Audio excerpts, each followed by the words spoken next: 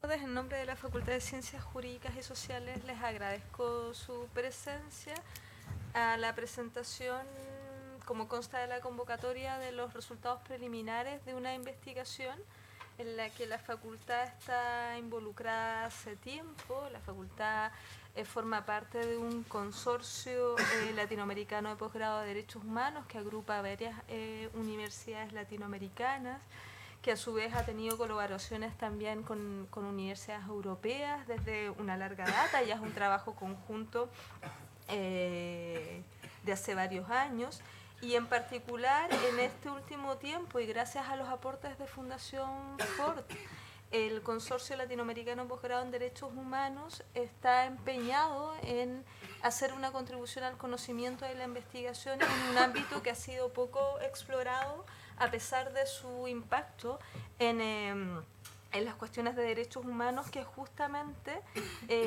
las actividades empresariales en general, y en particular las actividades extractivas, la minería extractiva a gran escala, el impacto en derechos humanos. ¿Puedes tomar agüita?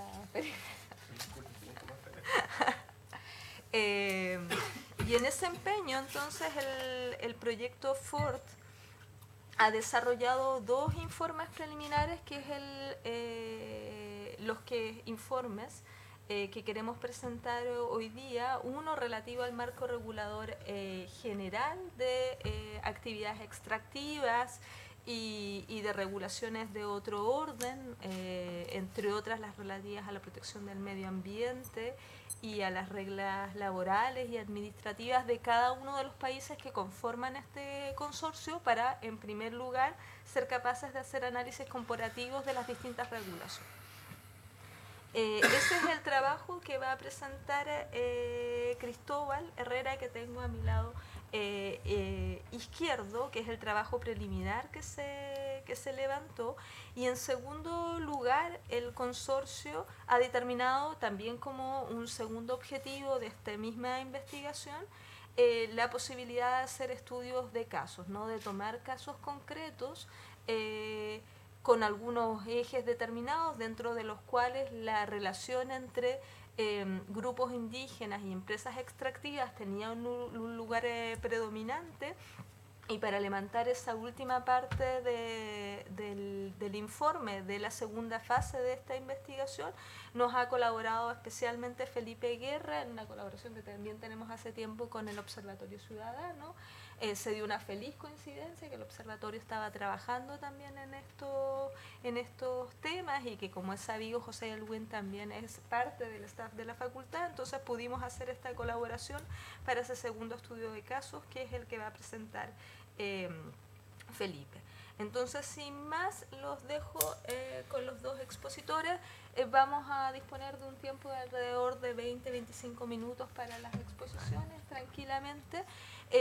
Y antes de cerrar esta introducción, el objetivo del proyecto, el objetivo final del levantamiento de esta información, es que el consorcio pueda hacer en la tercera fase del proyecto, que es la que se inicia este año, el ejercicio de formular propuestas regulativas que resuelvan en parte, o intenten resolver, los problemas que se han detectado en la investigación. Así que el ejercicio de la contribución de ustedes, al hilo de la formulación de preguntas o comentarios respecto de las exposiciones de Cristóbal y de Felipe, es bienvenido para reforzar esa parte de la investigación.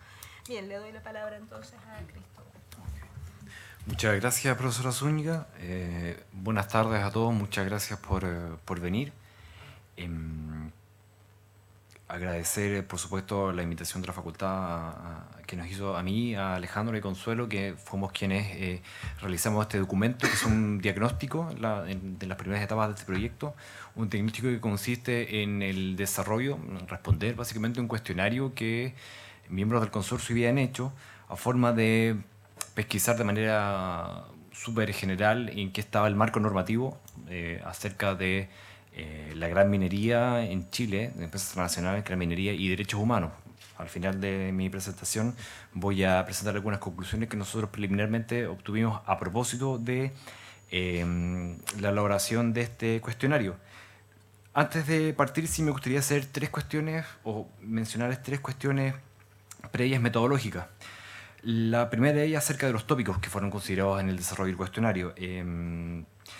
Ya que suele suceder de que en Chile, cuando se piensa entre conflictos entre empresas transnacionales, mineras en particular, y derechos humanos, uno tiende a pensar, o la gente tiende a pensar, que se trata de conflictos, o el antagonismo es entre derechos humanos, medioambientales y empresas. Y aunque podríamos decir que existe una preeminencia de este conflicto, o al menos muchas de estas tensiones en Chile suceden en torno a este contexto, el cuestionario permite ampliar la perspectiva sobre el particular. Dado que el objetivo de esta etapa del cuestionario precisamente era testear a modo estructural el antagonismo entre empresas transnacionales y derechos humanos en América Latina, va a verse a continuación que las eventuales vulneraciones de los derechos humanos suceden también en otras esferas, que no siempre se le presta la debida atención en un país como Chile. Por ejemplo, en la judicatura, a propósito de derechos laborales, a propósito de acceso a la información, entre otros. Una segunda prevención que quiero comentarles es el relativo a los alcances sustanciales del cuestionario, ya que se pretende que sus resultados sean conocidos y que fueron conocidos en 2016 por los pares los demás pares del consorcio y por actores de la sociedad civil y otros académicos.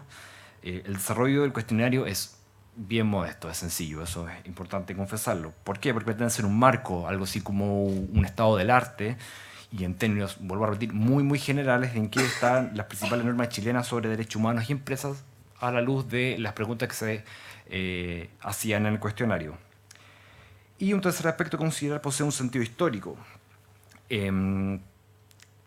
o tiene un contenido histórico. Las respuestas del presente cuestionario han sido situadas temporalmente de manera retroactiva desde la fecha de elaboración del cuestionario, que fue entre junio y septiembre del 2016, hasta la década de 1970, en particular el inicio de la dictadura militar en Chile. ¿Por qué? Porque nosotros creemos que mirar hacia atrás hasta la época del gobierno militar es relevante para los efectos que el estudio se propone a propósito de Chile. Ya que nosotros creemos que es posible sostener que las políticas de aquel gobierno son las que dieron origen al actual modelo empresarial minero y la estructura de derechos fundamentales aún hegemónica en Chile, que como sabemos todos arranca de la Constitución Política de 1980. Expuesto todo lo anterior, voy a pasar a mencionarles algunas de las respuestas que nosotros dimos a las preguntas que me parecieron más pertinentes del cuestionario y que abordan en términos generales todos los temas que este cuestionario tiene a su vez.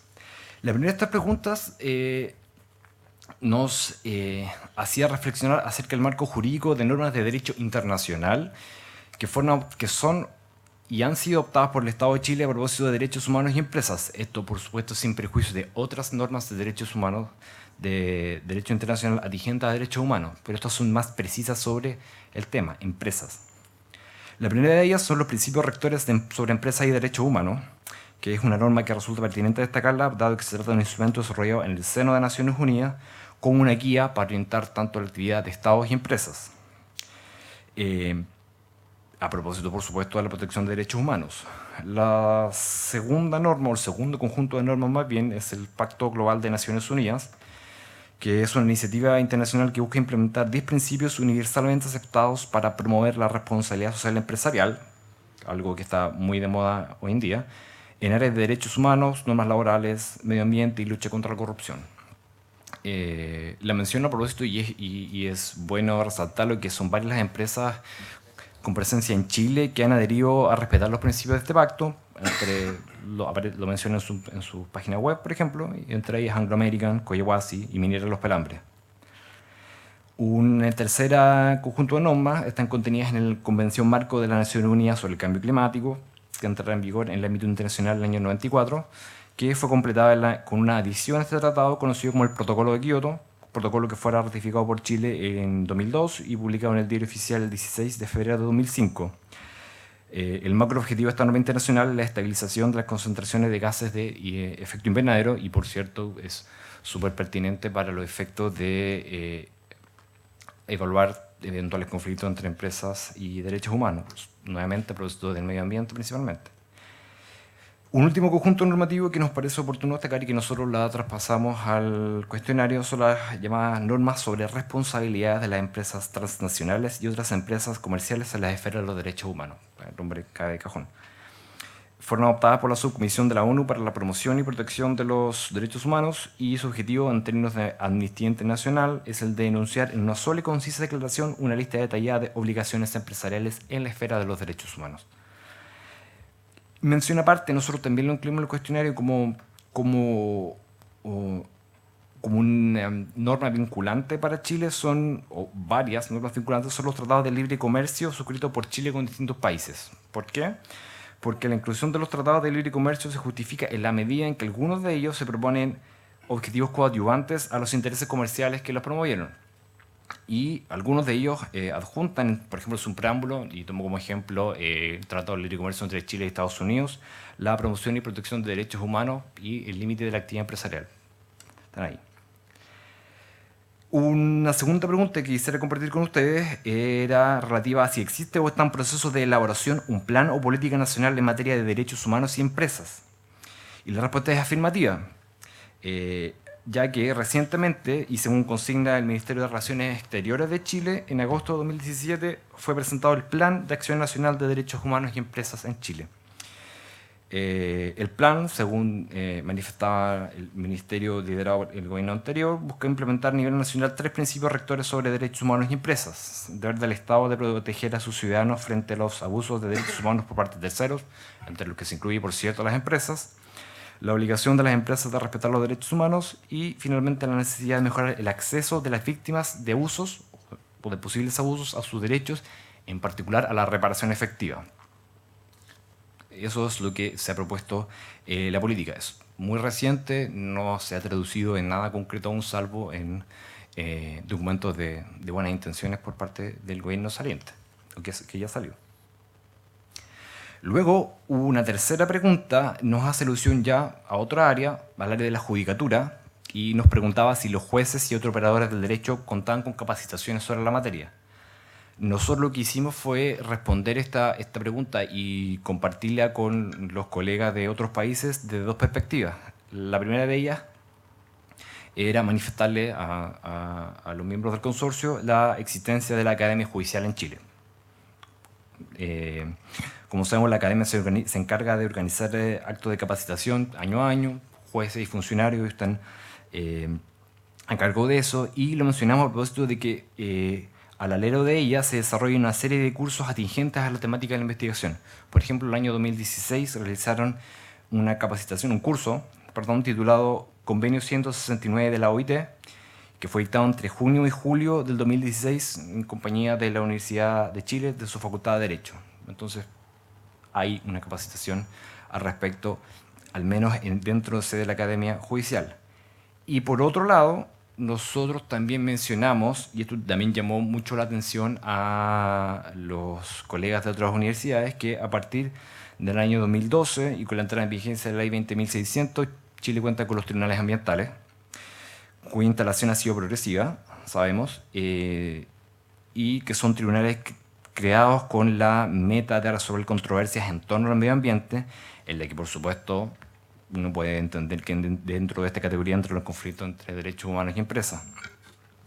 Y solo como ejemplo, sabemos que los tribunales tienen por competencia, entre otras materias, las demandas por daño ambiental. Otra pregunta que quiero compartir con ustedes es, ya nos movimos de área nuevamente, y una pregunta relativa a la seguridad social de los trabajadores de las empresas mineras. La pregunta decía si el Estado exige a las empresas contar con una política de seguridad social para los trabajadores. Podemos decir que dentro del marco general que establece la Constitución Política, en el artículo 19, número 18, se concibe el derecho a la seguridad social, se enuncia al menos, pero también podemos afirmar que es una mención particularmente escueta de la seguridad social en la Constitución Política chilena de 1980. No obstante esta sumaria referencia a la seguridad social en Chile, encontramos una política nacional de seguridad y salud en el trabajo que establece obligaciones de mantener condiciones y ambientes saludables en el trabajo.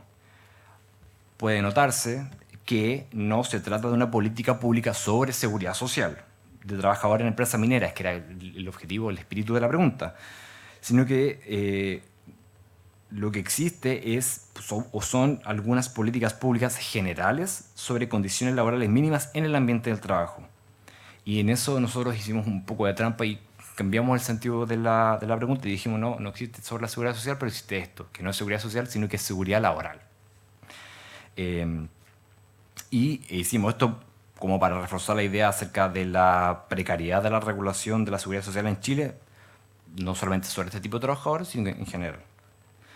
Y dicho lo anterior, nosotros notamos que no existe dentro de estas políticas públicas de seguridad en el ambiente del trabajo una política sectorial para la actividad del sector minero en lo relativo a accidentes del trabajo. Por lo que lo que se tiene que hacer es recurrir a las obligaciones generales contenidas en el reglamento sobre condiciones sanitarias y ambientales básicas en los lugares del trabajo, que es una norma que obliga a las empresas a contar con un reglamento de higiene y seguridad, la mantención de comités paritarios, etc. Lo que sí existe es un reglamento de seguridad minera que exige elaborar, desarrollar y mantener reglamentos internos específicos de operaciones críticas, todo esto para mantener la integridad física de los trabajadores y la obligación de entregar elementos de protección certificados por organismos competentes. Repito la idea con esta pregunta, lo que nosotros intentamos manifestar es que no existe una política pública sectorial sobre la seguridad social. Tampoco lo existe en términos generales de la salud, de la seguridad en el ambiente del trabajo, pero es lo que hay, es lo que al menos las políticas se han enfocado es a esto segundo, no a lo primero. Otra pregunta que quiero compartir con ustedes también va orientada a testear la situación laboral de los trabajadores en empresas mineras, pero también preguntada en un término más amplio. Se nos preguntaba si existen instancias de gobierno que velen por el libre ejercicio de las asociaciones sindicales al interior de una empresa. Nosotros comentábamos de que la Constitución Política de Chile reconoce en su artículo 19, número 19, el derecho de las personas a sindicalizarse, y para velar por el ejercicio de la libre participación de los trabajadores en estas asociaciones sindicales existe un organismo llamado la Dirección del Trabajo, que funciona a petición de los trabajadores, del sindicato o puede funcionar de oficio. Ello con el fin de constatar si existen o no conductas antisindicales que pueden ser ejercidas por las empresas. De estas indagaciones o fiscalizaciones que puede hacer la inspección del trabajo, que también, para el que no lo sabe, es la forma en que se concentra territorialmente la dirección, se constatan hechos vulneratorios o al menos indicios de suficiente transgresión. Lo que puede hacer la inspección es citar a las partes una mediación, objeto de buscar medidas reparatorias. De no conseguir o no arribar a un acuerdo, la inspección puede remitir los antecedentes y los resultados de su fiscalización al respectivo juzgado de letras del trabajo para que se inicie un procedimiento de tutela laboral, es decir, el procedimiento que prevé el Código del Trabajo para la protección de derechos fundamentales de trabajadores, de algunos derechos fundamentales. Es el mecanismo que existe en Chile para la protección de derechos laborales también en general. Nótese, y esto lo voy a volver a repetir en la conclusión, de que lo que buscaba el cuestionario era ver si habían regulaciones en particular sobre las empresas transnacionales mineras en caso de existir vulneración de los derechos humanos. Lo que se puede decir preliminarmente es que existen instituciones, existen garantías, si se quiere, pero en términos genéricos, no sobre el tópico particular de la investigación. ¿Bien? Una sexta pregunta nos mueve nuevamente de tema. Se nos preguntaba cuáles son las instituciones estatales responsables por la autorización, control y fiscalización del uso de la tierra y otros recursos apropiables, y si existía efectivamente expropiación para fines mineros. Aquí la respuesta es un poco más variopinta, en el sentido de que hay varias instituciones estatales a cargo de distintas etapas de autorización, de fiscalización, etc. Control, y va a depender si es un terreno urbano, si son recursos apropiables, si es de públicos, de privados. Así que solo a modo de ejemplo, nosotros mencionamos que existe en Chile el Serna-Geomin, relativo a pertenencia minera, la Dirección General de Agua, lo referido a los derechos de aprovechamiento sobre las aguas, el SAG, lo referido a terrenos rurales,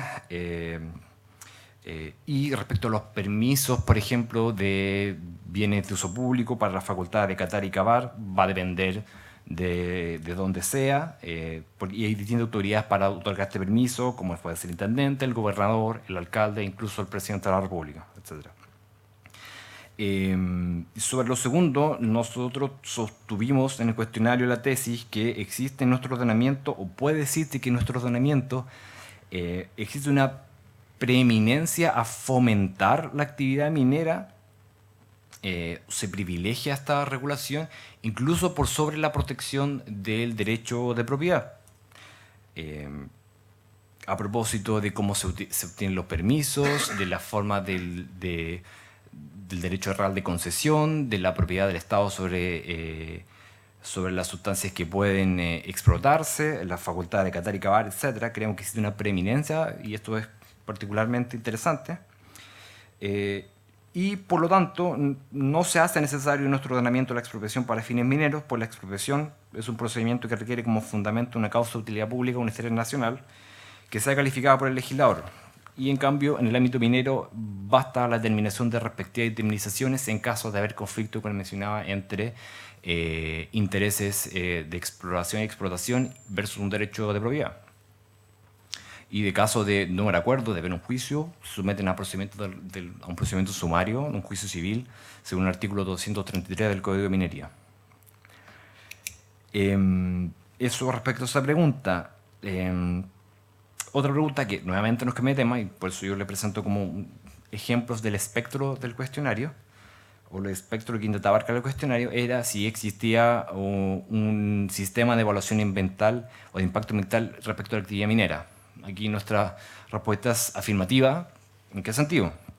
En que sabemos que existe, según la ley 19.300 de bases generales del medio ambiente y los respectivos reglamentos que le complementan, el sistema de evaluación de impacto ambiental, que en relación a la actividad minera encuentra su concretización en el artículo 10, letras I y J, que rápidamente les leo. Dicha norma dispone que, tratándose de proyectos de desarrollo minero, incluidos los de carbón, petróleo y gas, comprendiendo prospecciones, explotaciones, plantas procesadoras y disposición de residuos y estériles, deben someterse al sistema de evaluación de impacto ambiental, pues se consideran proyectos o actividades susceptibles de causar impacto ambiental en cualquiera de sus fases. A su vez, el artículo 11 de esta misma ley dispone que los proyectos enumerados en el artículo 10, entre los que se encuentran los proyectos de naturaleza minera, que les mencioné recién, requerirán la elaboración del estudio de impacto ambiental, si generan o presentan al menos uno de los efectos, características o circunstancias que la norma contempla. Y adicionalmente, este estudio de impacto ambiental lo que exige es una predicción y evaluación del impacto ambiental del proyecto o la actividad, incluidas las eventuales situaciones de riesgo. Y además de medidas que se deberían adoptar para eliminar o minimizar los efectos adversos o los eventuales efectos adversos del proyecto o la actividad. Entonces, la respuesta es que sí existe un sistema de evaluación ambiental, existe evaluación de impacto ambiental en la actividad minera, pero que no es solo de actividad minera y no tiene reglas distintas a otras actividades de gran impacto en el medio ambiente. Es general para todas estas actividades e incluye dentro de ellas a la minera. Entonces, como que la tesis se confirma de que existe regulación, pero es genérica. Luego, otra pregunta que también nos mueve de tema, pero está íntimamente relacionada con la anterior, es si el Estado cuenta con un marco normativo que exige y garantice los derechos colectivos de pueblos indígenas y afrodescendientes, si los hay, en función de las operaciones y las actividades de las empresas. La respuesta, creo que es sabida por todos, es que sí. Nosotros aquí sostuvimos también la idea de que en virtud del artículo 5º, inciso 2 de la Constitución Política de Chile, los tratados e instrumentos internacionales ratificados por Chile que se encuentran vigentes son fuente formal de nuestro derecho. Importante esta acotación porque el Estado chileno ha ratificado ciertos instrumentos internacionales en esta materia, o ha prestado su consentimiento al menos para eso, no siempre con la misma formalidad. Por ejemplo, la Declaración de Naciones Unidas sobre los Derechos de Pueblos Indígenas y el conocido Convenio 169 de la OIT, que, bueno, sabemos que solo este último es un tratado internacional en estricto sentido. Además, le comentamos a las otras universidades que la norma interna de relevancia es la Ley 19.253 sobre protección, fomento y desarrollo de los indígenas, conocida como la Ley Indígena, y que, en principio, sus disposiciones fueron inspiradas por el Convenio 169 de la OIT. Además, este marco normativo puede completarse con otra ley interna, la ley 20.249, que crea el espacio costero marino de los pueblos originarios, también conocida como la ley Lafkenche. Para ir terminando esta rápida exposición que les estoy diciendo en el cuestionario, les presento las dos últimas preguntas que me gustaría compartir con ustedes. La primera de ellas era también, a propósito de los pueblos indígenas, la existencia o no de procesos de consulta, ¿no? Y aquí también la respuesta es afirmativa, en el sentido de que al suscribir el convenio número 169 de la OIT, el Estado chileno tiene la obligación y el deber de llevar a cabo procesos de consulta indígena cada vez que se prevean o se emitan medidas legislativas o administrativas susceptibles de afectar directamente a pueblos indígenas. Sabemos que también que es un deber del Estado de Chile y un derecho a la consulta, en los artículos 6 y 7 del convenio, que ha sido de difícil aplicación, ha sido de difícil implementación, toda vez que el Tribunal Constitucional ha sostenido de que esta norma de la consulta de los artículos 6 y 7 del convenio 169 no puede ejecutarse por sí misma y ha sostenido la idea de que es necesario una forma de implementar un mecanismo interno para llevar a cabo esta consulta, lo cual ha traído más de un problema. Incluso había un decreto que se suprimió, quedó sin vigencia, etcétera, etcétera. Y todo lo que le menciono es de gran relevancia, considerando que los llamados megaproyectos productivos o extractivos con impacto ambiental se localizan frecuentemente en áreas de territorio determinadas, en áreas de territorio de existencia indígena, y que son escogidas por ser propicias para la ejecución de los mismos. De ahí que sabemos que un importante número de proyectos de inversión afecta a pueblos indígenas. ¿Bien? Y finalmente, la última pregunta que les quería comentar era también al cambio de tema. El cuestionario nos invitaba a reflexionar acerca de si existe o a qué nivel de entidades estatales como de empresas de la cadena minera existen dispositivos o mecanismos para acceder a la información por parte de la ciudadanía sobre la actividad minera. Nosotros contestamos la pregunta a propósito de que a nivel de entidades estatales, como norma general, existe la ley 20.285 sobre transparencia de la función pública y acceso a la información de la administración del Estado, que, como sabemos, entre otras cosas, creó el Consejo para la Transparencia, que tiene como por objeto promover la transparencia y la publicidad de la información de los órganos de la administración del Estado y garantizar, por cierto, el derecho a la información. Todo esto se deriva del artículo 8 de la Constitución Política. Y es en el marco de esta ley que el Ministerio de Minería cuenta con un portal de acceso a la información en la página web de dicho ministerio, por lo que a través de este mecanismo existe información proporcionada en virtud de la transparencia activa, y además se puede solicitar cierta información en virtud del principio de la transparencia pasiva a través de una plataforma material y online, pero al mismo tiempo también un poco abrazando la segunda parte del artículo 8 de la Constitución. Existe un listado de actos y documentos calificados como secretos o reservados que no son ofrecidos a la ciudadanía. Es importante mencionarlo.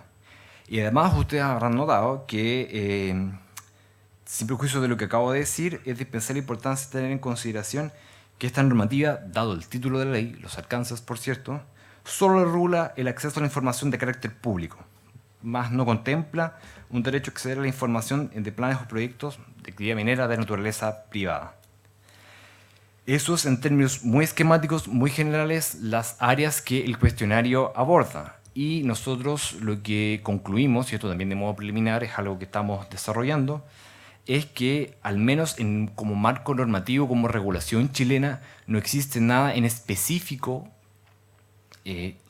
que prevea explícitamente una solución a eventuales conflictos entre actividades mineras, sobre todo transnacionales, y derechos humanos, salvo, diría yo, la mención expresa que existe en la Ley 19.300 sobre la obligación o la determinación de la evaluación del impacto ambiental a propósito de la actividad minera, y una que otra referencia, pero a favor de la actividad minera, en el Código de Minería y en la ley orgánica respectiva. Entonces, la respuesta que uno puede dar, el panorama, se puede completar diciendo que, si bien es cierto, no existe una regulación específica en la mayoría de las áreas que el cuestionario nos invitaba a indagar, sí existe una regulación genérica, ya sea para empresas transnacionales, o que se puede aplicar en empresas transnacionales, por un lado, a la minería, por otro, y los derechos humanos, por otro,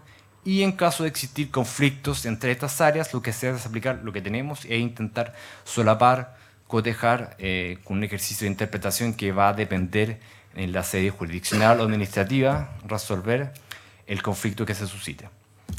eso, muchas gracias.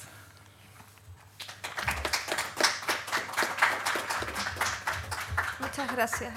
Yo quisiera hacer una complementación metodológica para quien no haya entendido bien la idea del cuestionario.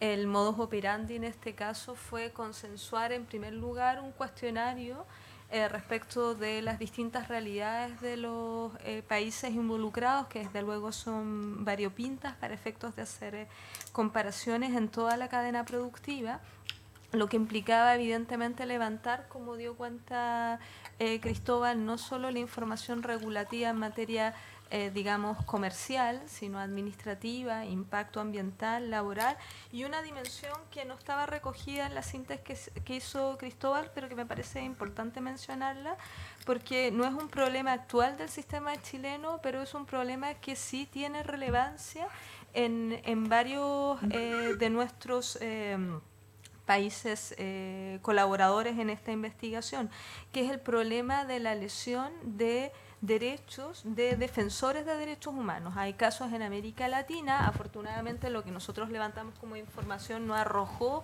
este nudo crítico de conflictos que se presentan entre organizaciones locales respecto de actividades transnacionales extractivas que se resuelven muchas veces con la muerte de los defensores de derechos humanos de esos colectivos. Afortunadamente nosotros no levantamos esa información y por eso es que no aparece en el recuento que mencionó Cristóbal, pero ese era uno de los aspectos también que había que levantar información y que, como he dicho, en el caso de otros países, como es el caso especialmente en Brasil, es un asunto que se ha demostrado problemático y es una de las dimensiones de impacto, podríamos decir para el caso chileno un tanto inesperada, de la actividad extractiva transnacional.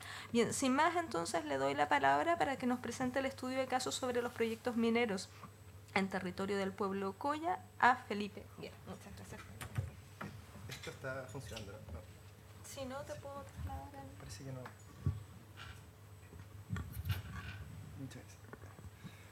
Muchas gracias. Disculpen, estoy un poco saliendo de una gripe, así que si empiezo a toser, algo natural, normal. Bueno, la presentación que voy a hacer, básicamente la traté de ordenar, sintetizar el informe que se había preparado en un primer momento en estos 5 temas, ¿no es cierto? Primero hablar de algunas cosas previas relativas al objetivo y la metodología con la que se elaboró este informe, antecedentes del pueblo Coya, cuáles fueron los proyectos mineros que se catastraron, los principales impactos luego de esos proyectos mineros sobre el territorio Coya y en particular de la comunidad Coya-Payote, que fue donde se enfocó el trabajo en terreno, y la responsabilidad de los actores involucrados. Bueno, el estudio, que es un estudio básicamente de carácter exploratorio, pretendió identificar de manera preliminar los principales impactos que estaba teniendo proyectos mineros de capitales canadienses en el territorio Coya, con énfasis en la comunidad Coya de Payote, que es una comunidad relativamente reciente, o sea, de creación bastante reciente, como voy a desarrollar más adelante. Para el desarrollo de este trabajo se utilizó una metodología que es una metodología desarrollada en Canadá por una organización canadiense que se llama Democracia y Desarrollo, que es una metodología para evaluar el impacto de proyectos de inversión sobre los derechos humanos, que se llama Metodología Todo Derecho, que ha sido luego desarrollada por otras organizaciones como Oxfam y la FIDH. Esta metodología básicamente lo que busca poner en perspectiva es un desarrollo de los derechos en principio y luego un desarrollo de los derechos en la práctica para evaluar la brecha de implementación de los derechos, ¿no es cierto? Y de esta manera entregarle herramientas a las comunidades y a las organizaciones que trabajan en la promoción de los derechos humanos para poder medir objetivamente y ponderar los impactos de proyectos de inversión en los derechos humanos. Y utiliza básicamente como marco los derechos tanto del sistema internacional, todos los derechos del sistema internacional pueden ser evaluados bajo esta metodología, y además de eso, para elaborar o distinguir la responsabilidad de los actores, se utilizan los principios rectores de empresa y derechos humanos de los que habló Cristóbal. Además de eso, la metodología tiene como objetivo siempre terminar con un informe con recomendaciones, cosa que la verdad este informe todavía no concluye con recomendaciones, para poder en el fondo visibilizar y entregar y generar diálogo entre los distintos actores involucrados en estos procesos, ¿no es cierto? Bueno, ¿por qué digo que este es un trabajo exploratorio y al mismo tiempo se utiliza como referencia esta metodología? Es porque el trabajo en terreno que se llevó a cabo en el mes de septiembre del año pasado, básicamente recogió la visión de la comunidad de Payote en relación a los proyectos mineros y no recogió y no se han realizado hasta el momento intentos ni esfuerzos para recoger la visión que tienen los estados, ¿no es cierto? Chile, Canadá en este caso, y las empresas involucradas en estas inversiones. El trabajo, el trabajo en terreno básicamente se hicieron 2 entrevistas a dirigentes de la comunidad Coya-Payote, a la presidenta de la comunidad y a otro comunero, a un anciano de la comunidad, y tuvo como objetivo ir detectando los principales proyectos mineros, por tanto realizar un catastro de estos proyectos mineros y identificar preliminarmente algunos impactos que se estaban generando desde la visión obviamente de la comunidad. Y estos impactos fueron complementados con información disponible, ¿no es cierto?, respecto a los derechos humanos de los pueblos indígenas y respecto a los proyectos mineros. O sea, se revisó expedientes de evaluación ambiental, se revisaron expedientes de fiscalización ambiental y sancionatorio y también causas judiciales donde las empresas habían reclamado en contra de los actos administrativos que sancionaban o que calificaban los proyectos de inversión. También se visitó, bueno, el trabajo en terreno coincidió con el fenómeno natural que se conoce como el desierto florido y por eso puse esa imagen ahí, que en el fondo este fenómeno natural es sumamente importante en la cultura coya porque es el fenómeno que permite realizar los viajes de transhumancia, ¿no es cierto?, ganaderos, donde la comunidad viaja desde la cordillera hasta la depresión intermedia. Y por tanto nosotros cuando nos encontramos con la comunidad nos encontramos cerca de Totoralillo, Estancia Castilla, que es un lugar muy conocido por un conflicto ambiental reciente, por la instalación de una central a carbón que se llama la Central Castilla, y la comunidad estaba en ese momento realizando su actividad de veranada en esa estancia. Eso con respecto a la... Bueno, y además de eso, luego se subió a la precordillera, que era el lugar que estaba accesible en esa época del año, para conocer algunos proyectos mineros ahí in situ, conocer algunos lugares de invernada también de la comunidad y al mismo tiempo entrevistarse con otros comuneros que estaban en ese momento en los pisos más altos de la travesía transhumante. Bueno, algunos antecedentes del pueblo Coya. Voy a tratar de ser breve con esto, pero me parece siempre importante. A mí me gustan la historia y la antropología, entonces trato de siempre de hacer un análisis de contexto de los Coya. El pueblo Coya que nosotros conocemos, que habita, ¿no es cierto?, que ha sido reconocido por la ley 19.253 y que habita el territorio de la región de Atacama, es un pueblo que ha habitado este lugar desde tiempos inmemoriales. Sin embargo, los Coya, el etnónimo Coya surge fundamentalmente asociado a los pueblos que habitaban la zona altiplánica del Collao en torno al lago Titicaca, donde estaba el reino Coya. Este reino Coya no tiene nada que ver con los Coyas de Chile y que habitan también la puna atacameña argentina, sino que más bien ha sido utilizado para nombrarlos, o sea, es un etnónimo que ha sido tomado prestado de los Coyas altiplánicos, que habitaban en la zona del lago Titicaca.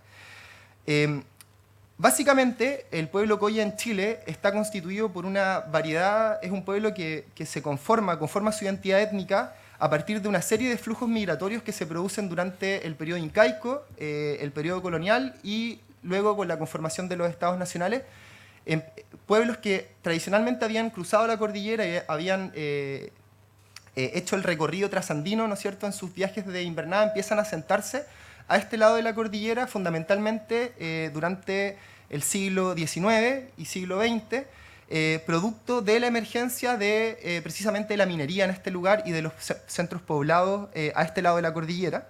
Y empiezan a reunirse estos grupos transhumantes que viajaban de un lado de la cordillera con indígenas que ya estaban asentados en la zona de Copiapó y Chañaral, fundamentalmente en el pueblo en un pueblo de indios en San Fernando de Copiapó, y al mismo tiempo estas migraciones se reúnen con otras migraciones de la zona sur de la región de Atacama, fundamentalmente Diaguita, y todos confluyen en Copiapó, ¿no es cierto? Entonces, el pueblo Coya surge en el fondo de estas múltiples migraciones que se reúnen en este territorio, pero siempre y fundamentalmente asociado a la cosmovisión andina propia de esa zona.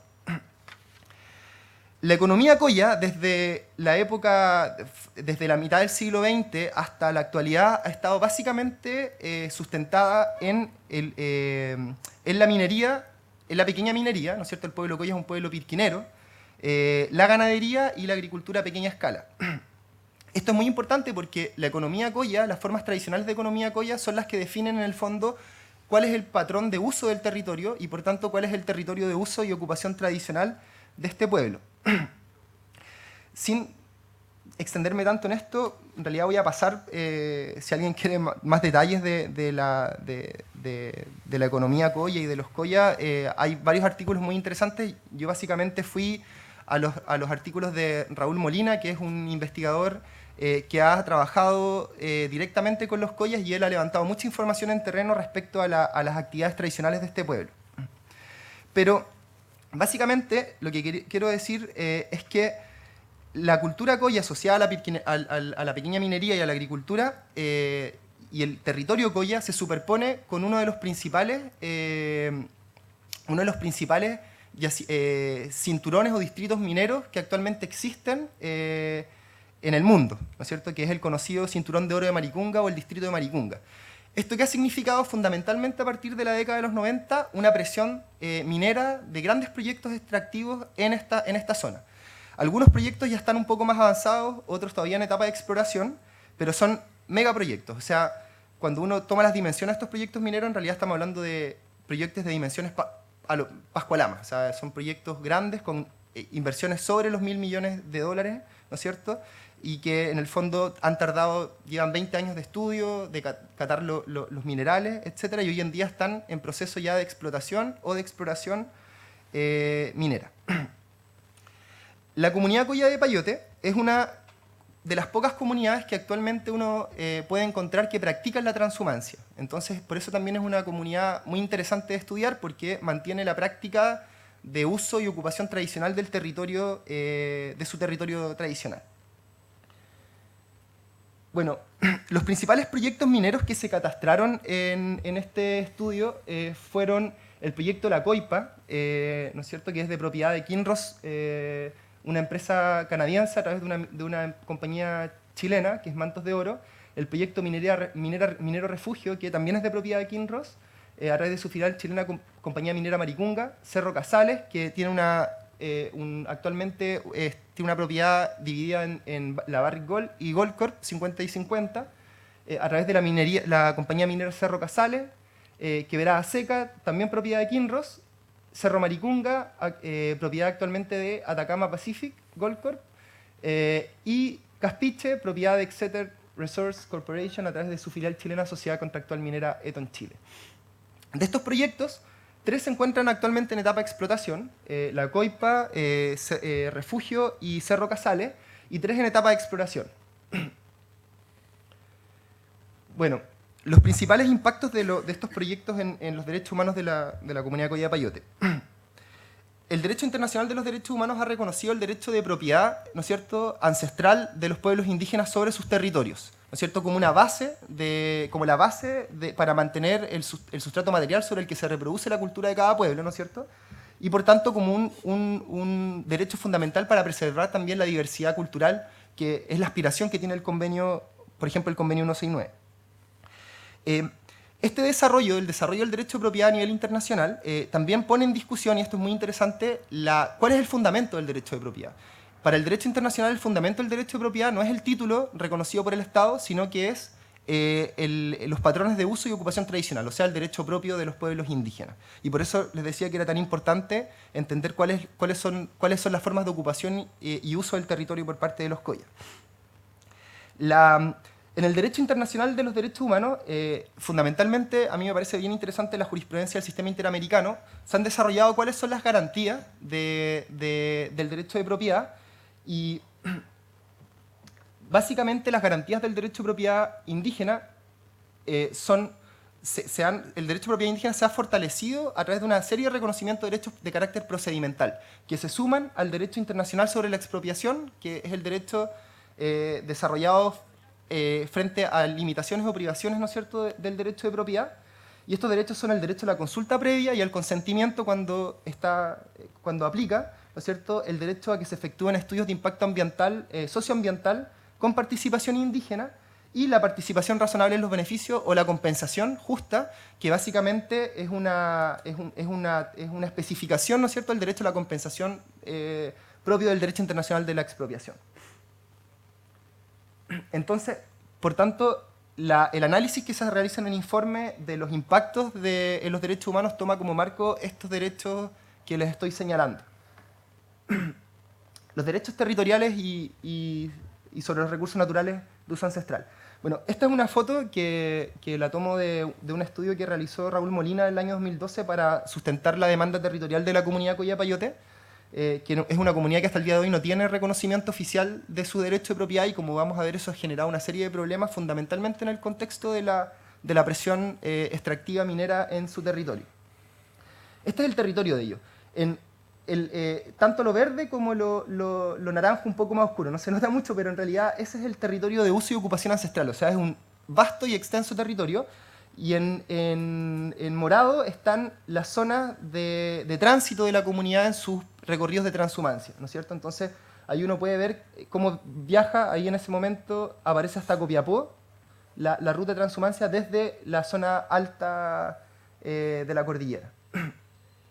Como les señalaba, uno de los principales problemas que han tenido los Collas, la comunidad Collapayote, es que el Estado no ha reconocido oficialmente su territorio de uso y ocupación ancestral. Si bien a partir de la dictación de la Ley 19.253 se inicia un proceso de reconocimiento de los derechos territoriales de la propiedad de las comunidades del norte de Chile, hecho que no había sucedido antes, ¿no es cierto? Ese es un hito que se marca con la Ley 19.253, el proceso de delimitación territorial culminó con grandes extensiones de tierra, delimitación de grandes extensiones de tierra. Sin embargo, los procesos posteriores de transferencia no han reconocido estos territorios que se reconocieron en el proceso de delimitación. Y además de eso, solamente en el caso de los Collas se culminó con el reconocimiento y la titulación del territorio de algunas comunidades, que fueron las que primero se formaron en la década del 90. Y eso, por ejemplo, ha afectado a la comunidad Collapayote, que es una comunidad de formación más reciente, ¿no es cierto?, en que ella no tiene reconocimiento oficial en este proceso. Además de eso, también se han generado conflictos entre las comunidades porque evidentemente los territorios de cada comunidad muchas veces se superponen, ¿no es cierto? Entonces eso igual ha sido un problema, un problema que se ha generado a partir de estos procesos de titulación y demarcación del territorio. Asimismo, otro impacto que se considera en el informe tiene que ver con los impactos que tiene el modelo minero en los derechos de propiedad de la comunidad Collapayote. Y aquí ya algo adelantaba Cristóbal, el modelo minero instalado a partir de la dictadura militar reconoce un derecho de propiedad con un superderecho de propiedad, podemos decir, que somete al derecho de propiedad sobre el suelo, ¿no es cierto? Entonces, las empresas o los titulares de derechos del subsuelo tienen más derechos, ¿no es cierto? Y pueden imponer servidumbres legales, etcétera, sobre los derechos del suelo. ¿Cuál ha sido el problema acá? A partir de la ratificación del Convenio 169, uno no ha observado, por ejemplo, que el Estado chileno haya modificado la ley de concesiones mineras, ni la ley orgánica, ni el Código de Minería, para incorporar estos derechos que les señalaba son las garantías del derecho de propiedad indígena, y por tanto cuando las comunidades se enfrentan judicialmente a las empresas mineras que les quieren imponer servidumbre, siempre tienen limitaciones para ejercer sus derechos de uso tradicional, básicamente porque las oposiciones a la servidumbre o a las concesiones mineras están taxativamente enumeradas. Bueno, el otro derecho que les señalaba que se analiza en el informe tiene que ver con el derecho a la consulta previa y al consentimiento previo, libre e informado, y aquí básicamente traté de buscar y analizar la información disponible sobre la aplicación del derecho a la consulta en el sistema de evaluación de impacto ambiental. Primero, es importante hacer alguna referencia a esto. O sea, desde que se ratifica el Convenio 169 del año 2008 y entra en vigencia el año 2009, se genera todo un proceso de debate en torno a la implementación del derecho de consulta indígena en el contexto del sistema de evaluación de impacto ambiental. Este debate básicamente estuvo dirigido a la interpretación, ya sea administrativa o judicial, de los presupuestos para implementar o hacer exigible el deber del Estado de diseñar e implementar procesos de consulta indígena, ¿no es cierto?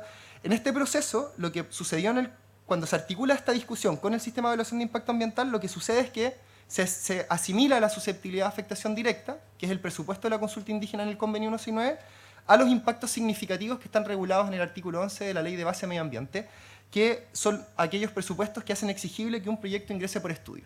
¿En qué se traduce esto?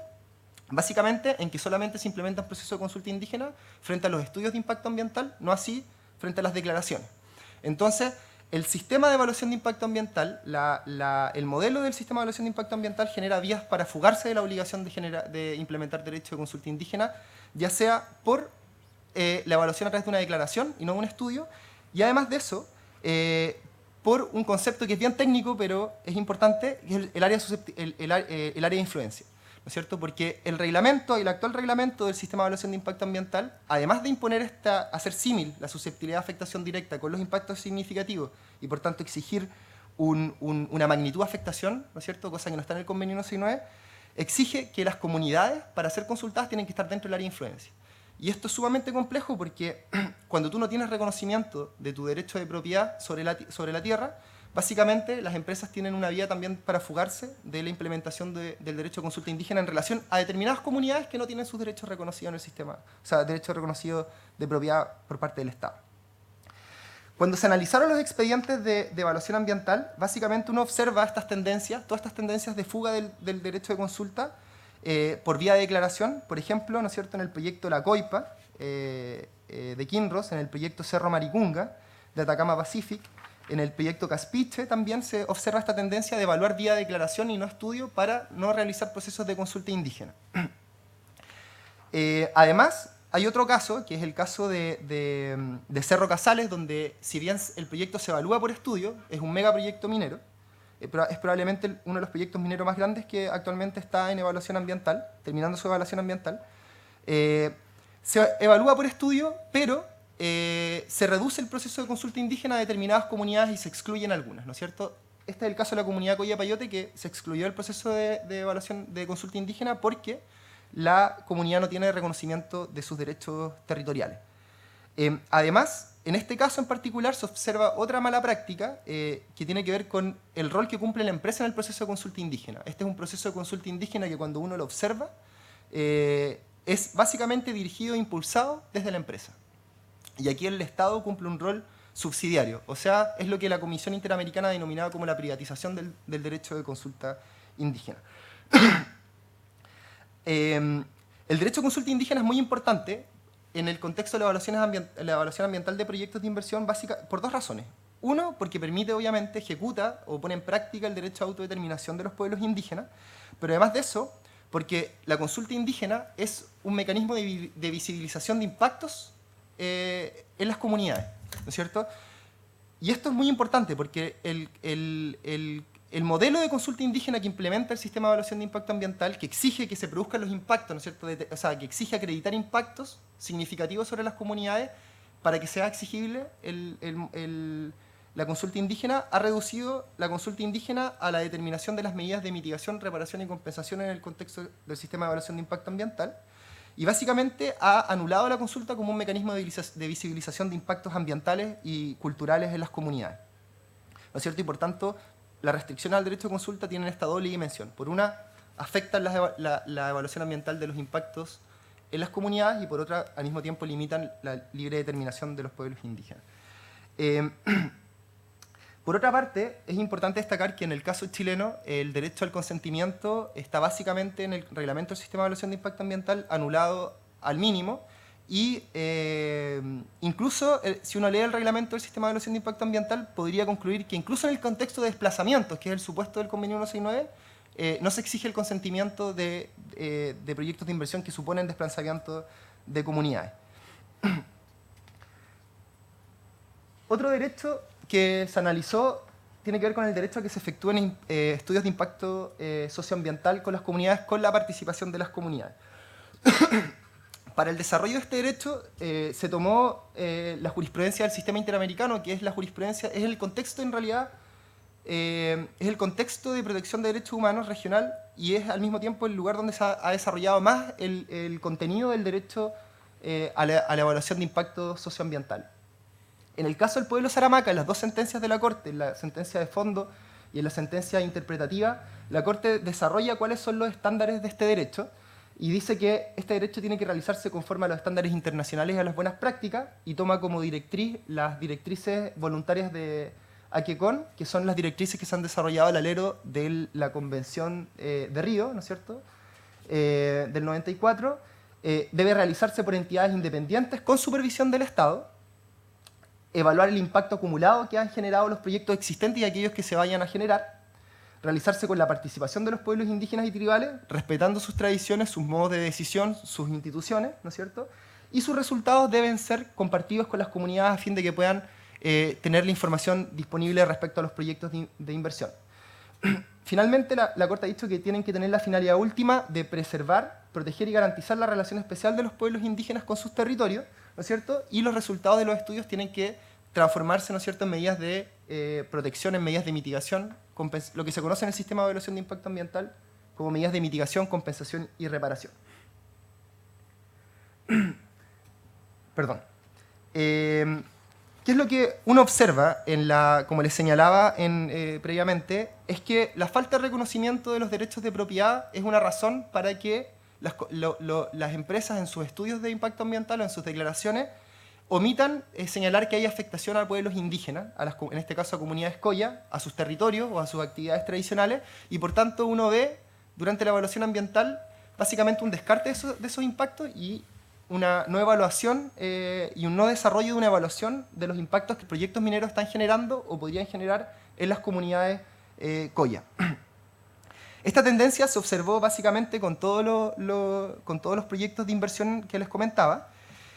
Y por otra parte, otra tendencia otra crítica que uno podría hacer al sistema de evaluación de impacto ambiental de manera estructural es que el sistema de evaluación de impacto ambiental es un sistema que se nutre, que se impulsa y se nutre con la información que presentan los titulares de los proyectos de inversión, los desarrolladores.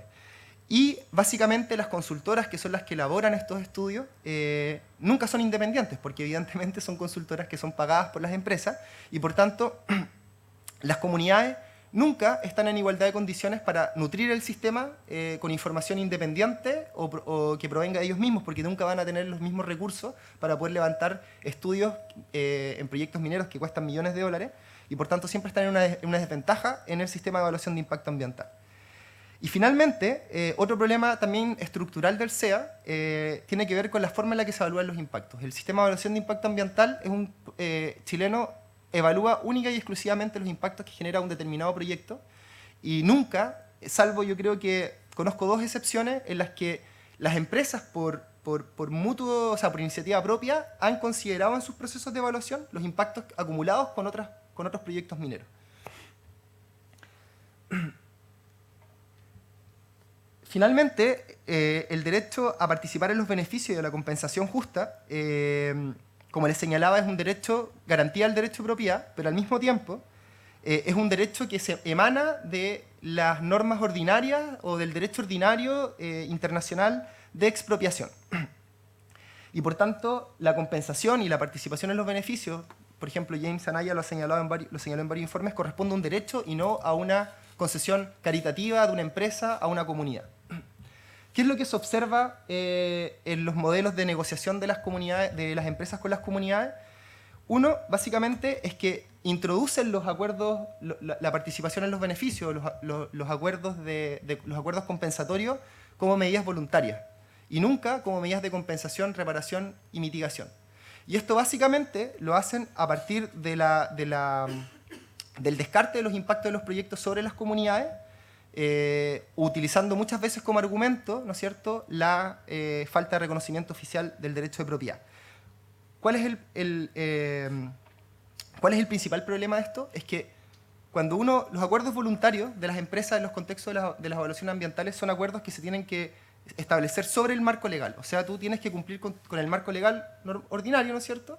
Que básicamente es que tú tienes que, en el caso de un estudio, cumplir con la normativa de carácter ambiental, proponer medidas de mitigación y compensación y reparación adecuadas, ¿no es cierto? Y sobre eso las empresas pueden voluntariamente comprometerse a una serie de acuerdos voluntarios, valga la redundancia. Y, por el contrario, lo que hacen las empresas es eludir eso, descartar impacto significativo y proponer medidas de compensación como acuerdos voluntarios.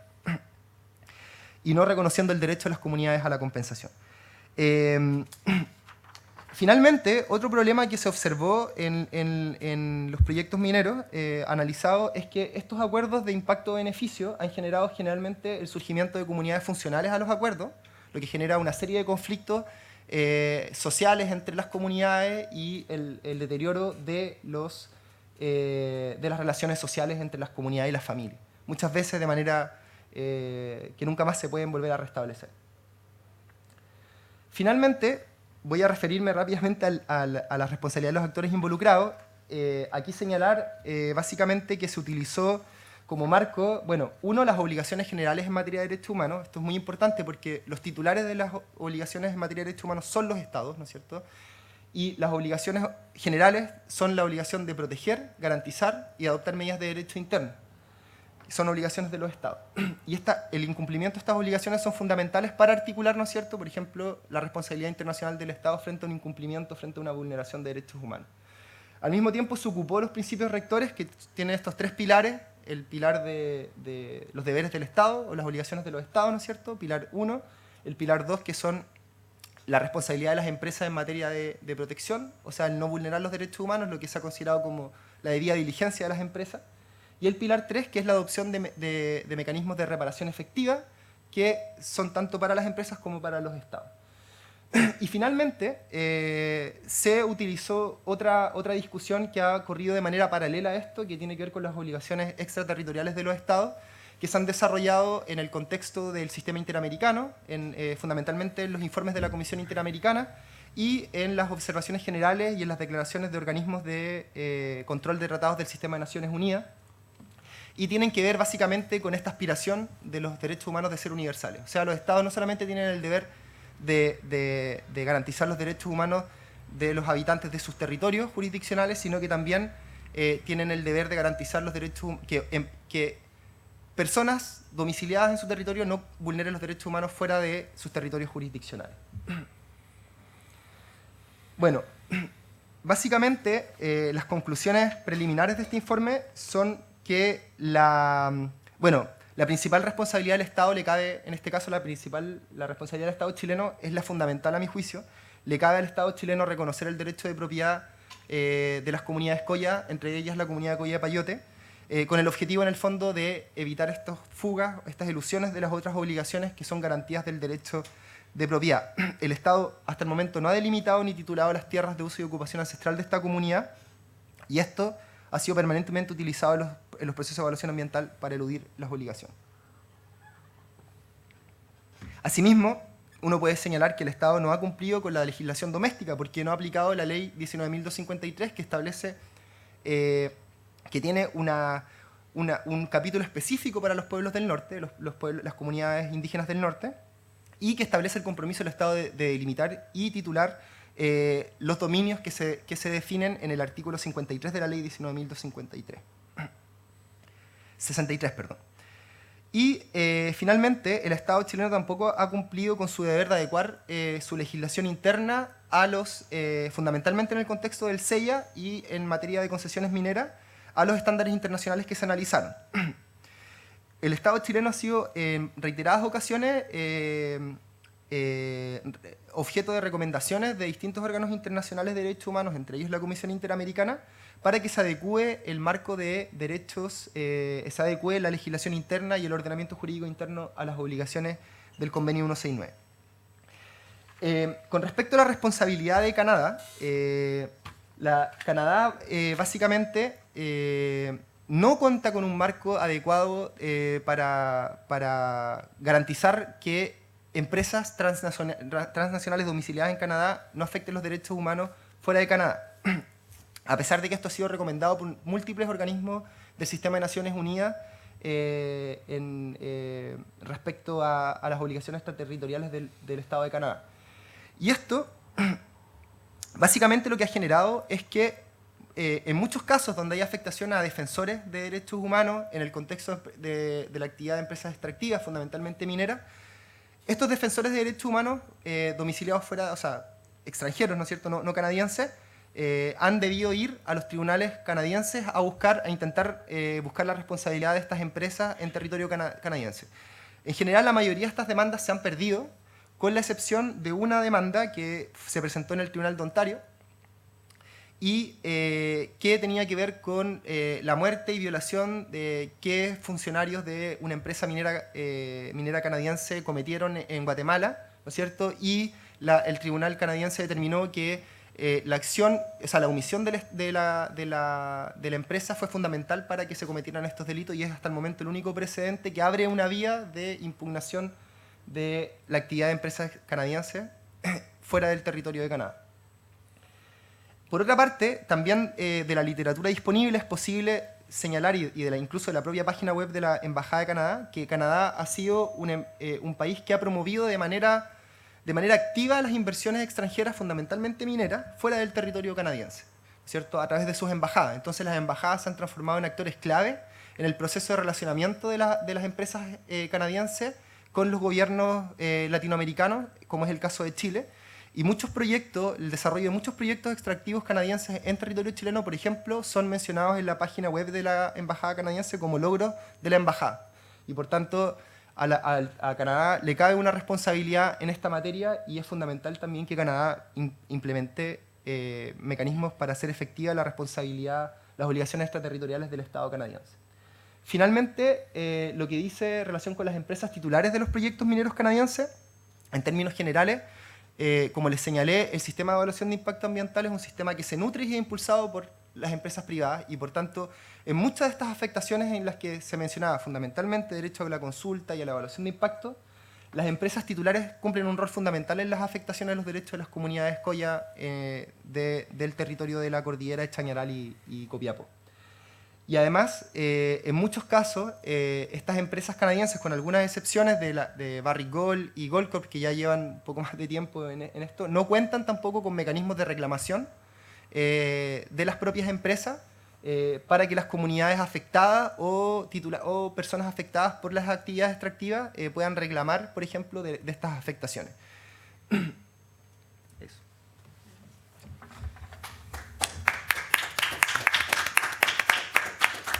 Muchas gracias por la presentación a Felipe del completo estudio de caso. Les ofrezco la palabra para preguntas o para comentarios. Por allá y después al profesor Paredes. Sí. Porque comentaste que no estaba reconocida esta comunidad, pero sí hay otras reconocidas anteriormente. Entonces, no sé, como el proceso para reconocerla, ¿por qué no? ¿Dónde se traba? ¿Dónde topa? Recogemos preguntas inicialmente, profesor Paredes. Bien, gracias por la palabra. Yo quiero primero felicitar a los ponentes. Ambas presentaciones estuvieron muy claras y muy interesantes. Quiero primero plantear dos preguntas a Felipe. Sí, tal como tú lo planteaste, Felipe, pareciera ser que el problema de la vulneración de derechos humanos por parte de empresas mineras, vamos a ponerlo en términos más bien tributaristas, es un problema de elusión, es un problema de evasión, ¿sí? Pareciera ser que el marco normativo es tan malo que es muy fácil, digamos, desarrollar cualquier tipo de proyecto a la luz de los estándares que establece la legislación chilena. No obstante, tú comentaste que en otros países, que yo dudo que tengan estándares muy distintos de los chilenos, sí habían problemas de infracciones al ordenamiento jurídico directamente, ¿no? Comentaste el caso de los defensores de derechos humanos. ¿El estudio detectó algún tipo de problemas en ese sentido? O sea, que ni siquiera cumpliendo, o sea, de infracciones directamente a la legislación. Esa por una parte, esa es una pregunta. Y la segunda es una cuestión más bien metodológica.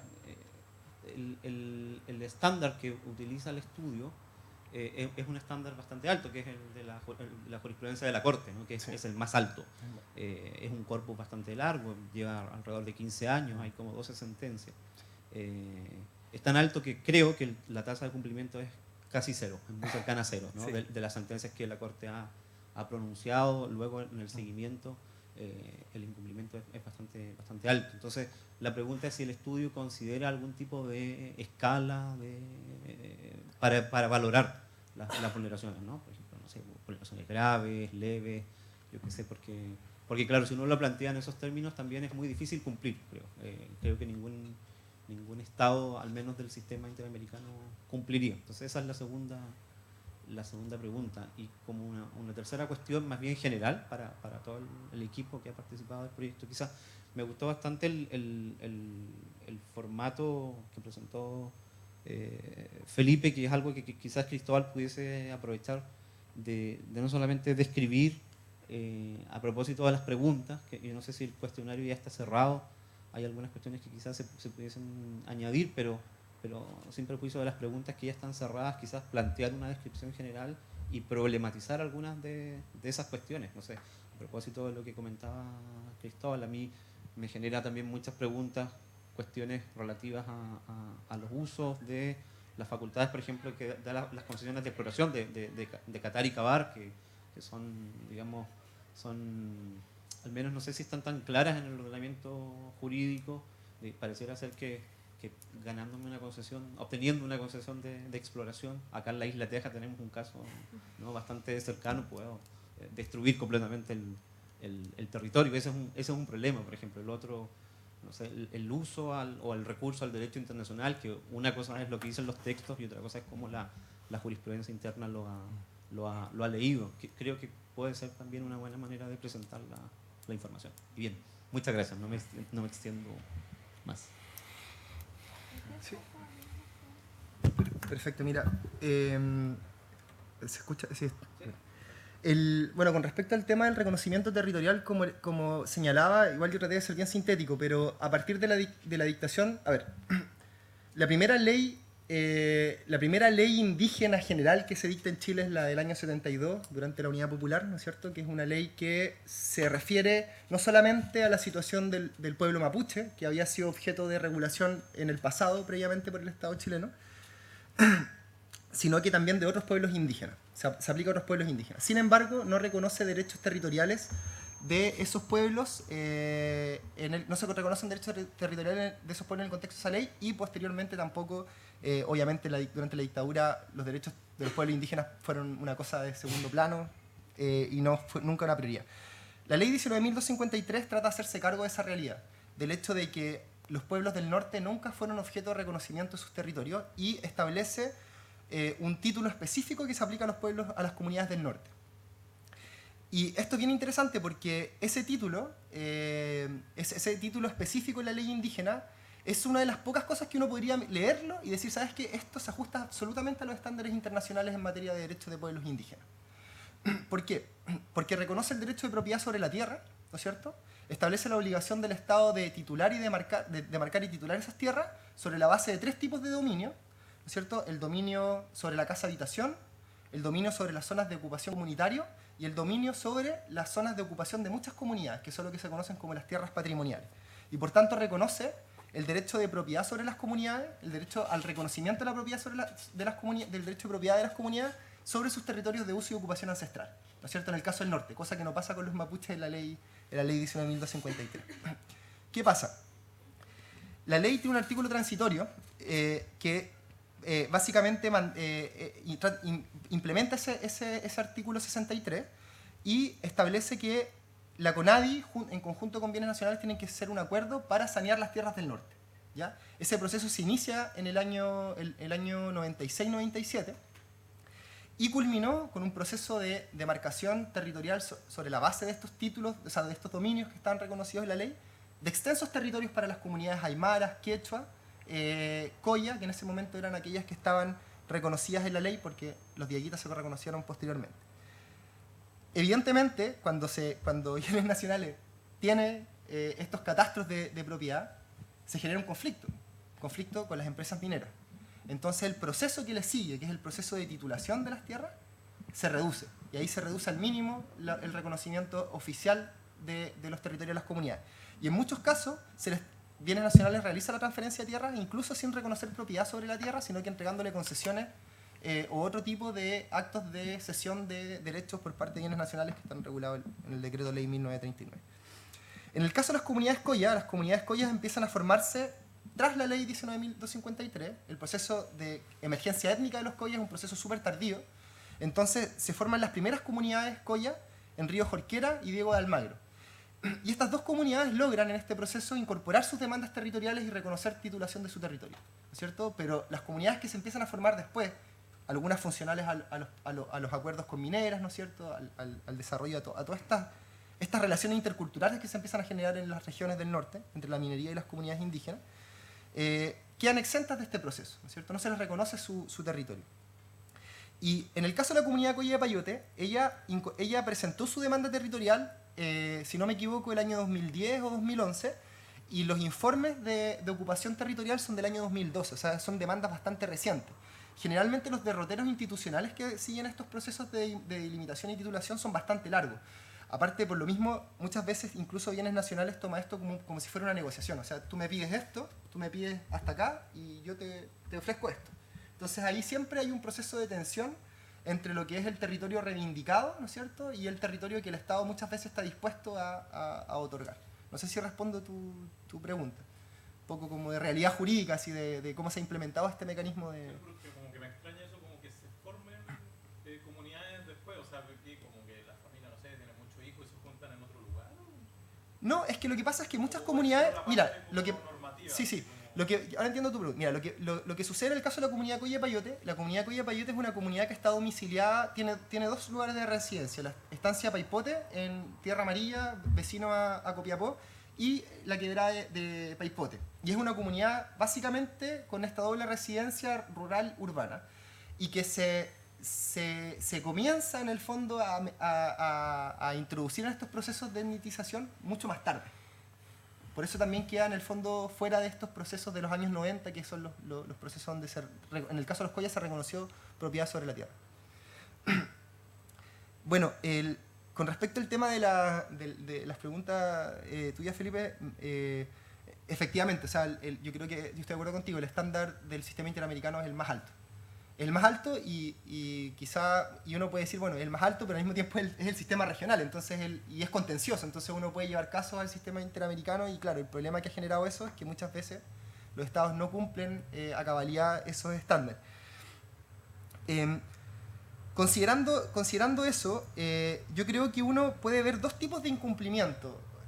O sea, yo quizás nunca aterricé eso en el informe, entonces pero yo creo que es interesante hacerlo. Uno es el incumplimiento del Estado. Yo creo que el Estado efectivamente tiene que cumplir con eso, con los estándares del derecho de consulta. Y, por ejemplo, eliminar, a mi juicio, o sea, yo creo que lo más sano para esto es eliminar el requisito de la magnitud de afectación en el contexto de la consulta en el sistema de evaluación de impacto ambiental, porque lo único que ha generado es que las empresas, en este caso, tengan mecanismos de evasión, o de elusión, perdón, del derecho a la consulta. Pero yo creo que detrás de esa elusión, en el fondo, está la responsabilidad del Estado en una infracción, en generar reglamentaciones del derecho a consulta sin acogerse a los estándares internacionales. Entonces, creo que en ese caso en particular habría que hacer la distinción.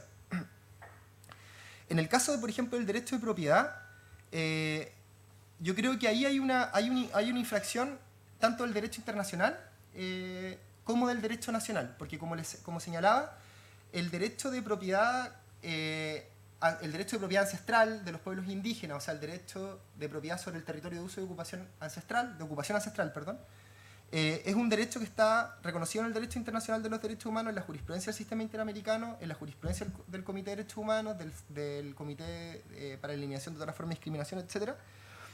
Y en la ley indígena, como les señalaba. O sea, el estándar del reconocimiento del derecho de propiedad de los pueblos indígenas del norte en la ley indígena es es una de las pocas cosas que uno puede considerar en la ley indígena que se ajustan al estándar internacional.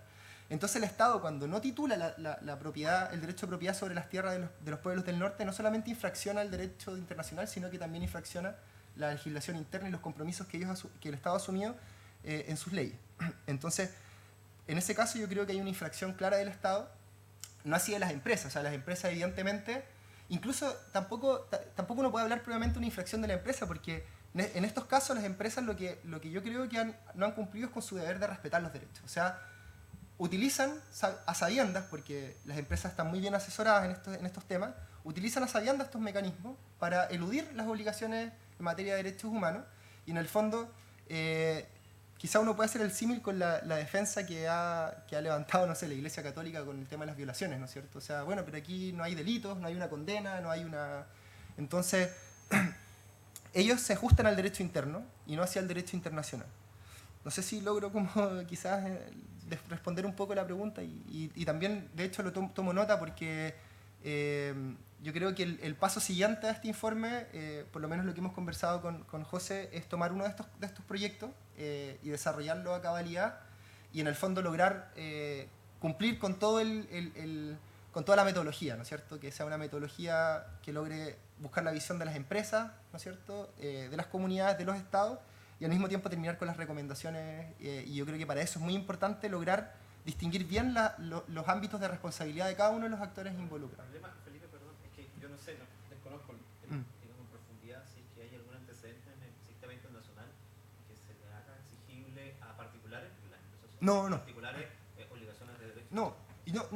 O sea, eso no existe y yo creo que sería muy pernicioso que existiera, honestamente. Yo creo que la discusión y este yo creo que es uno de los peligros que ha tenido la discusión de la regulación de la responsabilidad de la empresa en materia de derechos humanos, que obviamente, como alguna vez escuché decir al anterior secretario de la CIDH, de la Comisión Interamericana, en realidad esto es el signo de los tiempos. O sea, estamos evidentemente en un contexto en el que tenemos personas jurídicas que tienen más poder que los estados muchas veces, ¿no es cierto? Y por tanto es importante regular regular ámbitos de responsabilidad, pero no perder de vista que el sujeto de obligaciones de los derechos humanos son los estados.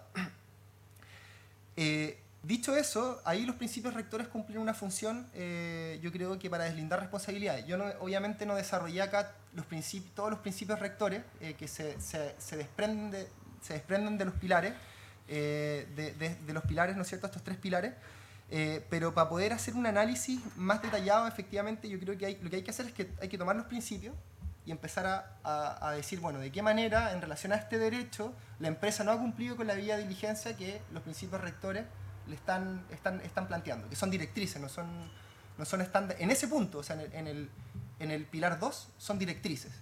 En el pilar 1, yo soy de la idea de que eso es una interpretación de los estándares obligatorios en materia de derechos humanos y por tanto es vinculante. Pero el pilar 2 y el pilar 3 en lo que tiene que ver con empresas son más bien directrices y no obligaciones de derechos humanos. Una última pregunta, pero que mencionaste que muchos de estos casos el problema era que entraban por declaraciones y no por estudio. ¿Eso era antes de la reforma? Así como que los fraccionaban así. No, ahora esos son proyectos que fueron evaluados, algunos que ni siquiera han terminado todavía la evaluación ambiental, como Cerro Casales, que está en proceso de reclamación ahora ante el Comité de Ministros. Otros fueron... En general, yo para analizar el derecho a la consulta, yo tomé como hito el Convenio 169. Si bien uno podría hacer una interpretación, ¿no es cierto?, como lo ha hecho la Corte, de aplicar el derecho a la consulta previo a la ratificación del Convenio 169, como lo hizo en el caso de Surinam, ¿no es cierto?, y en otros casos, que a mí me parece que igual es complejo hacerlo, porque Chile ratificó, por ejemplo, si no me equivoco, el 89, el Pacto Internacional de Derechos Civiles y Políticos, entonces uno podría decir, a partir de ahí, Chile tenía la obligación de consultar, pero yo tomé como hito el 2008, 2009, ¿no es cierto? Y a partir de ahí se hizo el análisis de la afectación. ¿Cómo pueden entrar estos megaproyectos por declaraciones? ¿A qué te refieres? Por ejemplo, es que claro, yo no desarrollé ahí los proyectos, pero en algunos casos son proyectos son modificaciones a proyectos existentes. Entonces, lo que dice, hay varios, cuando tú modificas un proyecto que ya está en operación, hay varios artilugios que tú puedes utilizar para en el fondo reducir el ámbito de impactos que tiene un proyecto y por tanto reducir también Pero en el fondo es como que ya, presentan el megaproyecto que está, no sé, no hay conflictos territoriales y todas las ampliaciones, los caminos, lo que sea, lo van poniendo como una ampliación, una cosa. Muchas veces en estos casos los caminos ya están realizados, las faenas están instaladas. Por ejemplo, el proyecto Kinross, que es un proyecto que a la comunidad Coyapayote le afecta directamente, que eso más o menos son como 19.000 hectáreas, todo ese complejo minero. Es un proyecto que entró en paralización en la década del 2010 y empezó un proceso de modificación, buscando nuevas vetas en el fondo de las pertenencias mineras. Y todo ese proceso de modificación y de ampliación del proyecto fue evaluado sin ingresar por estudio. Y como te decía, en el fondo, este hecho de que la regulación ambiental distinga entre estudio y declaración para efectos de la consulta indígena genera este efecto pernicioso, ¿no es cierto?, de que tú eludes el derecho por esa vía. Sí, súper a propósito de, de la observación del profesor Paredes, que se agradece. Solo mencionar que la estructura del cuestionario un poco que obligaba a describir la mayoría de las preguntas porque esa era su estructura, pero sin perjuicio de eso, cuando había instituciones problemáticas o cuestiones que nosotros nos despertaban más la atención, como a propósito de concesión minera o las preguntas relativas a eso, nosotros suscitábamos una reflexión un poco más amplia en la pregunta, porque creíamos que había un problema y lo planteábamos. Dentro también de un formato un poco descriptivo, era una especie de híbrido. Y otras situaciones que para el caso de Chile eran más pacíficas, por ejemplo el caso de la tutela de derechos laborales en el ámbito de las empresas. Bueno, ahí uno explica el procedimiento y que en términos generales en Chile más o menos funciona, pero en otros países la respuesta era disímil, en otros no funciona y por eso era más descriptivo ahí. Eso solamente. Sí, yo quisiera complementar sobre el método, que el desafío del proyecto es, por un lado, consolidar información común que podamos comparar, y ahí uno de los desafíos fue incluso poner en el cuestionario una nomenclatura común, cosa que parece no tan obvia, pero cuando uno entra a discutir con regulaciones y con usos lingüísticos, en América Latina se da cuenta que la diversidad es más el común denominador que la homogeneidad. Para el caso chileno, nosotros hicimos el ejercicio porque somos la única universidad chilena trabajando en este proyecto, también de introducir algunas preguntas que buscaban distanciar la regulación sobre recursos de la regulación sobre la propiedad, para dar cuenta precisamente en el cuestionario de las particularidades que tiene la concepción del derecho de propiedad y cómo el derecho de propiedad entra también a competir con otras formas de concesión, lo que no existe necesariamente en América Latina. Así que hicimos ese ejercicio para introducir precisamente algunas preguntas sobre el derecho de propiedad que permitieran luego que uno hiciera distinciones en el aspecto regulatorio. Y un tercer dato que quisiera agregar es que paralelamente, al menos en la consolidación de un cuestionario común, también se exploró una tercera modalidad de enfoque que normalmente es complementaria en esta manera, en estas materias, por lo que apuntaba Felipe, por la dificultad de hacer responsable, al menos en el estado actual del derecho internacional, de violaciones de derechos humanos directamente a particulares, en este caso a empresas, y no a los estados que son los titulares de las obligaciones, que es la posibilidad de evaluar experiencias que eventualmente pudieran catalogarse como exitosas o al menos útiles o plausibles para luego en la tercera etapa considerarlas como una posibilidad en la propuesta de regulación de medidas de autorregulación. Es decir, cómo los estados hacen a veces negociaciones con las empresas para que las propias empresas se autorregulen por la vía de reglamentos que luego pudieran tener algún carácter vinculante, que es una modalidad que en algunos países, como en el Perú, se había manifestado como una modalidad que no necesariamente en el espectro minero, pero en casos de otros impactos de empresas podía ser considerada medianamente exitosa. Y con esto cierro, esto significa que de alguna manera se trabaja en tres bandas, ¿no? En la cuestión de la autorregulación, en la cuestión de diagnosticar cuál es la regulación estatal administrativa y en la cuestión de las prácticas, ver los impactos reales o las eficacias de esa regulación. Y claro, el proceso, lo que nos ha presentado ahora Felipe, corrobora algunas de las intuiciones del proceso de levantamiento de información formal que hizo Cristóbal y compañía, pero al mismo tiempo presenta algunos desafíos de testear, ¿no? Si hay particularidades geográficas, etcétera, o particularidades incluso de la manera en que se ejerce la minería extractiva en distintos lugares, por lo que decía, ¿no? Hay lugares, como lo que recordaba Felipe, como Guatemala o México, donde ha habido una mayor transgresión de las empresas y seguramente también parte del análisis es tratar de detectar qué es lo que facilita, ¿no? o qué es lo que obstruye esas anomalías que pueden ser más intensas en la protección de derechos humanos. Por lo tanto, el desafío que tenemos en vista, que supongo que no lo vamos a lograr satisfacer bien, va a ser un punto de partida nomás para empezar a conversar, es tremendo. Yo les agradezco muchísimo la intervención. No hay otra solicitud de pregunta. Bien, les agradezco muchísimo la participación.